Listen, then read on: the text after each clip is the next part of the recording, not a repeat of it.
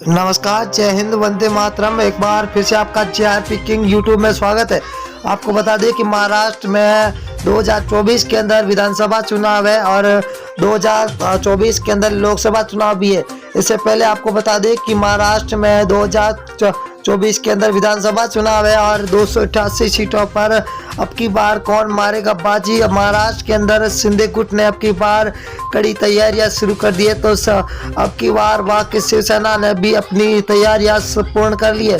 तो बीजेपी और कांग्रेस के बीच में कड़ी टक्कर देखने को मिलेगी। तो क्या शिवसेना फिर से बनेगी अपनी सरकार? ऐसा भी लग रहा है कि यहाँ पर पहली बार महाराष्ट्र के अंदर आम आदमी पार्टी भी एंट्री मार सकती है, परंतु आम आदमी पार्टी के जाने से अब किस पार्टी को होगा नुकसान? क्या आम आदमी पार्टी बनाएगी सरकार? आपके बीच में सी वोटर टीम नाउन और फलोदी सट्टा बाजार का 288 सीटों का सबसे बड़ा सर्वे हम लेके आए हैं। हर एक सीट के बारे में आपको बताएंगे कि अब की बार महाराष्ट्र के अंदर 288 सीटों में से कौन सी सीट किस पार्टी को मिलती हुई दिखाई दे रही है। सबसे बड़ा मास सर्वे का सबसे बड़ा सर्वे, अगर हम पहले जिले की बात करें तो नंदुरबार जिला, जहाँ कुल 4 सीट है, जहाँ बीजेपी और शिंदे गुट को 1 सीट और एनसीपी को 1 सीट, शिवसेना को 1, कांग्रेस को 1, तो अन्य के खाते में 0 सीट जाती हुई दिखाई दे रही है। अगला जिला है अहमदनगर जिला, जहाँ कुल 12 सीटें, बहुत ही बड़ा जिला है, 12 सीटें, बीजेपी और शिंदे गुट को 5 सीटें मिल रही है, तो एनसीपी को 2, शिवसेना को यहाँ पर 3 सीटें मिल रही है, तो कांग्रेस 2 सीटों पर है। अगर बात करें हम बहुत ही बड़ी घोषणा की तो यहाँ पर है सांगली जिला। सांगली जिले की बात करें तो 8 विधानसभा सीटें, जहाँ 8 में से बीजेपी और शिंदे गुट को 4 सीटें मिल रही है, तो एनसीपी को 2 सीट, शिवसेना यहाँ पर 0 पर है, तो कांग्रेस 2 सीटों पर टिकी हुई है, अन्य 0 के खाते में जाते हुए दिखाई दे रही है। उस्मानाबाद जिले की बात करें तो कुल 4 सीटें, 4 विधानसभा सीटों में से बीजेपी और शिंदे गुट को यहाँ पर 0 सीट मिलती हुई दिखाई दे रही है, तो यहाँ पर एनसीपी को 1, शिवसेना को 1, तो कांग्रेस यहाँ पर 2 सीटों पर सबसे आगे चलती हुई दिखाई दे रही है।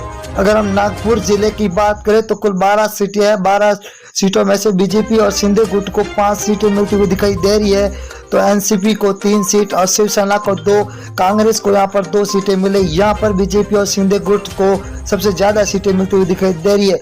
वर्धा जिले की बात करें तो कुल 4 विधानसभा सीट है, जहाँ बीजेपी और शिंदे गुट को सिर्फ 1 सीट हाथ में लगती हुई दिखाई दे रही है, तो एनसीपी को 1, शिवसेना के खाते में 1 सीट जा रही है, वही कांग्रेस के खाते में भी 1 सीट जाती हुई दिखाई दे रही है। अगर हम मुंबई जिला की बात करें तो मुंबई के अंदर 26 विधानसभा सीट है, ये सबसे बड़ा जिला है, यहाँ पर सबसे ज्यादा सीट है 26 है, जहाँ बीजेपी और शिंदे गुट को 11 सीट मिल रही है, तो एनसीपी को 5, शिवसेना को 7, यहाँ पर कांग्रेस को 3 सीटों पर ही टिकना पड़ रहा है। अगर हम बात करें वाशिम जिला है का, जहाँ पर 3 विधानसभा सीट है, 3 में से बीजेपी और शिंदे गुट को 1 सीट, वही एनसीपी को 1, शिवसेना के खाते में 1 सीट जा रही है, तो कांग्रेस यहाँ पर 0 पर टिकी हुई है।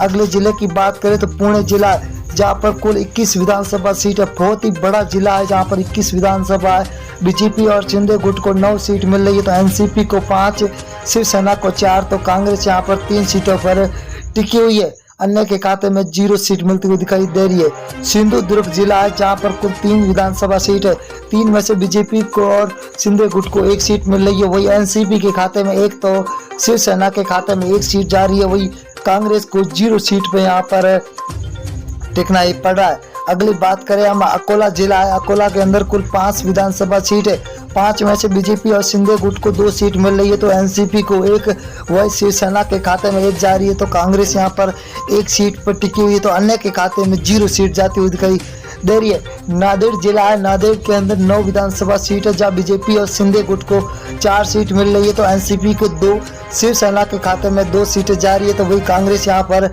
1 सीट पर टिकी हुई है। बहुत ही बड़ा महा ओपिनियन पोल है अब की बार महाराष्ट्र का। रायगढ़ जिला है, कुल 7 सीट है, 7 में से बीजेपी और शिंदे गुट को 3 सीट मिल रही है, तो वही एनसीपी को 2, शिवसेना के खाते में 1 सीट मिल रही है, तो यहाँ पर कांग्रेस को 1 सीट मिलती हुई दिखाई दे रही है। यहाँ पर अब की बार महाराष्ट्र के अंदर बीजेपी और शिंदे गुट का महागठबंधन है, और यहाँ पर नासिक जिला है, जहाँ पर 15 सीट है, बीजेपी और शिंदे गुट को 5 सीट, एनसीपी को 5 तो शिवसेना को 3, कांग्रेस के खाते में 2 सीटें जाती हुई दिखाई दे रही है।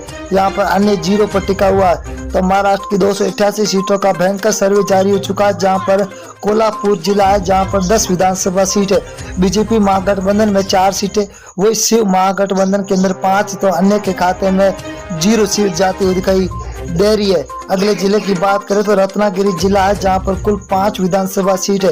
5 में से बीजेपी महागठबंधन को 2, वही शिव महागठबंधन को 3 सीटें मिली हुई दिखाई दे रही है। तो अन्य के खाते में यहाँ पर 0 सीट जाती हुई दिखाई दे रही है। अगली हम बात करें अमरावती जिले की, तो यहाँ पर कुल 8 सीटें है जहाँ बीजेपी महागठबंधन को 3 और शिव महागठबंधन को 5, अन्य के खाते में 0 सीट जाती हुई दिखाई दे रही है। अगले जिले की ओर रुख करेंगे तो दोस्तों बहुत ही बड़ा जिला है जहां पर कुल ठाणे है। ठाणे के अंदर 18 विधानसभा सीट है।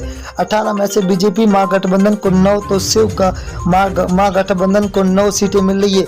यहाँ पर बीजेपी और शिव दोनों महागठबंधन को बराबर 9 की सीटें मिलती हुई दिखाई दे रही है। अगर हम सोलापुर की बात करें तो सोलापुर के अंदर 11 विधानसभा है।